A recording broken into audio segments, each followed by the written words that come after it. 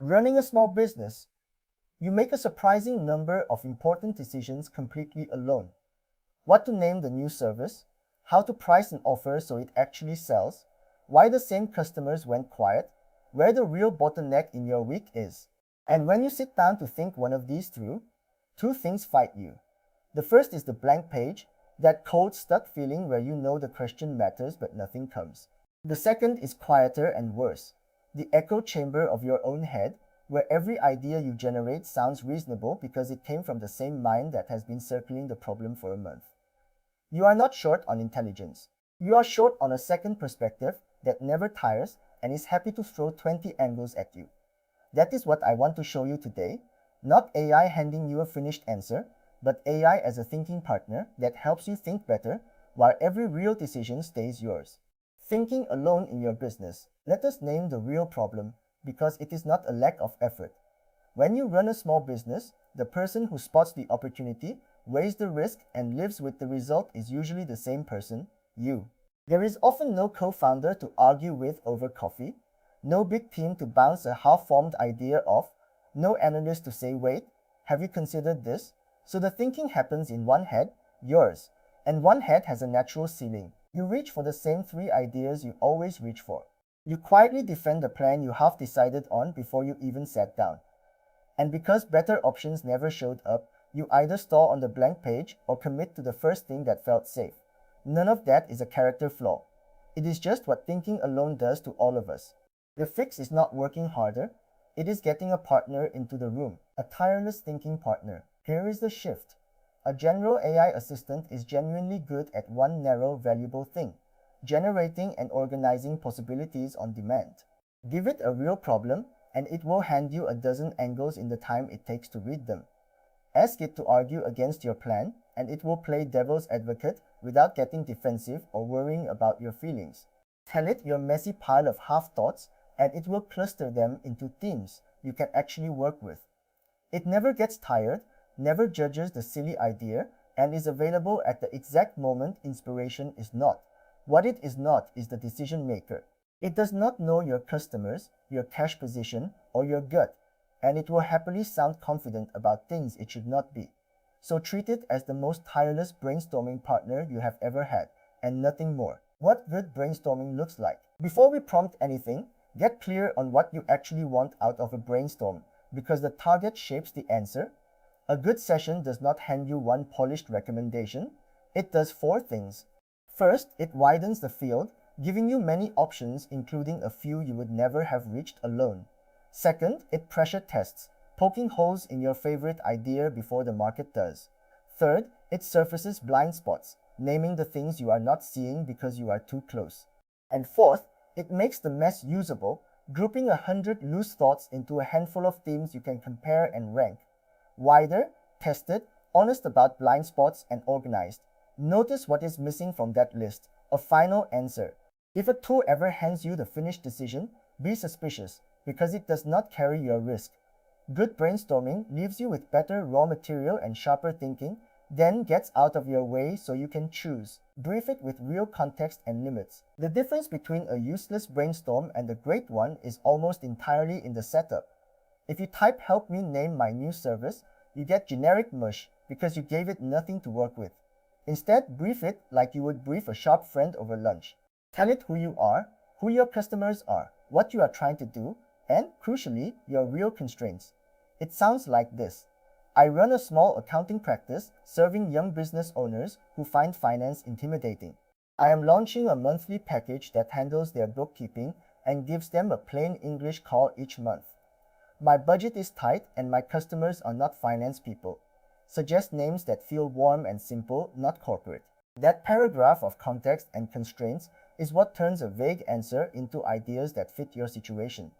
The more real detail you give, the more usable everything that follows becomes. Ask for a dozen angles, not one. Now the first move, and it is the one most people skip. Ask for volume. Do not ask what should I name it. Ask give me 15 different names, across a few different styles, and do not stop at the safe ones. Quantity matters for a simple reason. The first idea any of us produces, human or machine, is usually the obvious one, and the interesting options live further down the list. So you push past the obvious. Ask for a dozen angles on the pricing problem, not the single best one. Ask for 10 ways to win a quiet customer back, including a couple you would never do. You are not committing to any of them. You are filling the room with possibilities, so you have something real to choose between. Generate wide first, judge later. Those two steps must stay separate, or you will strangle the good ideas before they arrive. Tell it to challenge you. Generating options is only half of it. The more valuable move, and the one that fixes the echo chamber, is asking the assistant to turn on you. Tell it plainly, argue the case against my plan, play devil's advocate, assume this pricing idea fails, and tell me the three most likely reasons why. Then ask the question that is worth its weight in gold: what am I missing here? Because you are close to the problem, you cannot see your own blind spots, but a fresh perspective with no ego can name them without flinching. It will not always be right, and some objections will be off. That is fine. Even a wrong objection makes you sharpen why your idea is sound, and the right one saves you from a mistake you were about to make. A thinking partner who only agrees with you is worthless. Ask this one to disagree on purpose. Then cluster and rank. By now you may have a genuine mess. 15 names, a page of pricing angles, a scatter of objections and half ideas. That is where the assistant earns its keep a second time, because you now ask it to organize the pile. Tell it to group everything into a few clear themes, so 12 name ideas collapse into 3 directions: warm and personal, simple and clear, or bold and modern. Ask it to rank them against the criterion that matters to you, easiest to say out loud, or most likely to reassure a nervous first-time customer. Ask it to pull out the 2 or 3 strongest options and explain the trade-off of each.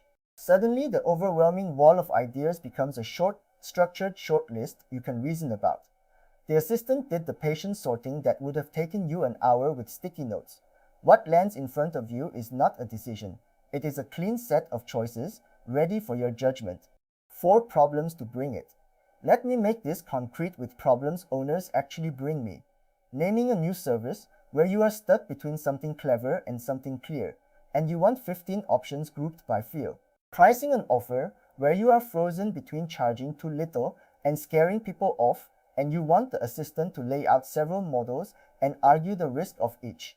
Winning back quiet customers, the regulars who stopped coming, where you want 10 outreach angles that do not feel desperate, and an operations bottleneck, that one clogged step that slows your whole week, where you want help seeing the causes you have stopped noticing. In every case, the pattern is identical. You bring the specific problem and your constraints. Ask for many angles, ask it to challenge and cluster, and walk away with options. The topic changes, the workflow does not, where your judgment stays. Now the honest boundary, because this matters more than any prompt. The AI widens your options. It does not and must not make your choices.